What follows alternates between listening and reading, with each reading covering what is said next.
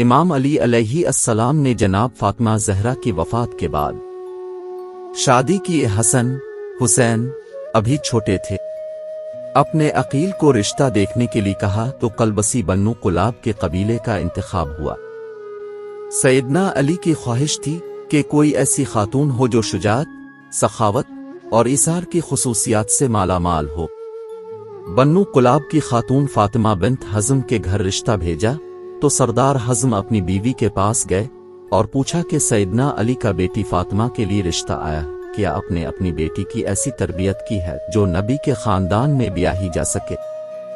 رشتہ قبول ہوتا یہ تو فاطمہ بنت حزم البنین امام علی کے گھر جاتی ہیں تو امام حسن حسین اور بی بی زینب کو گلے لگا لیتی ہیں۔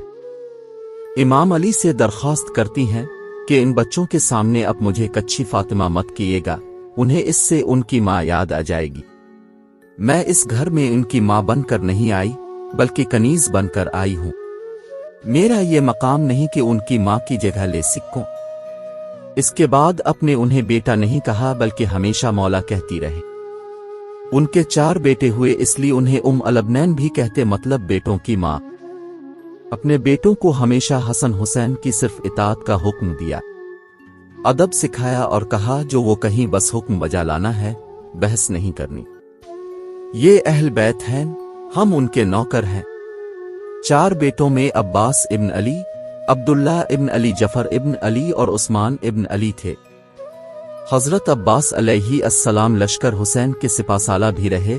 شجاعت میں یہ ایک مقام رکھتے تھے، دونوں ہاتھ سے تلوار چلاتے تھے۔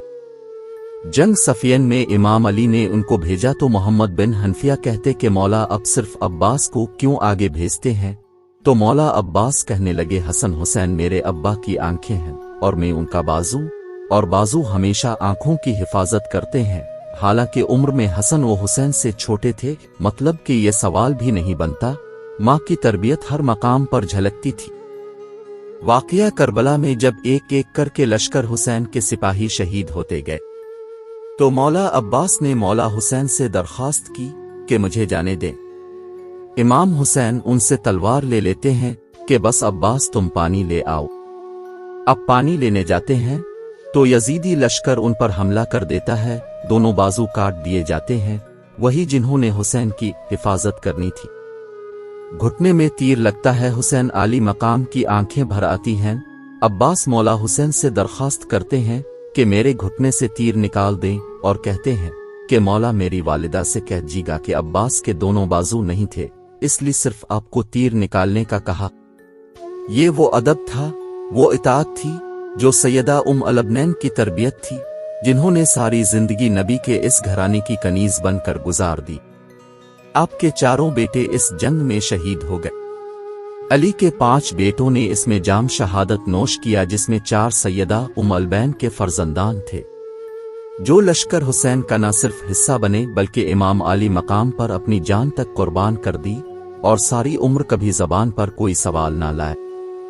واقعہ کربلا کے بعد جب قاصد خبر لے کر مدینہ منورہ پہنچا، سیدہ البنین کو جب بیٹوں کی شہادت کی خبر ملی تو کہا عباس شہید ہوا، جعفر شہید ہوا، عبداللہ بھی شہید ہو گیا۔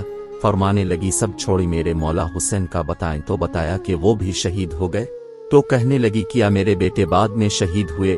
مولا حسین سے تو بتایا کہ نہیں، وہ پہلے شہید ہوئے اور مولا کی حفاظت کے لیے خوب لڑے، تو شکر ادا کیا کہ انہوں نے بے شک حق ادا کر دیا۔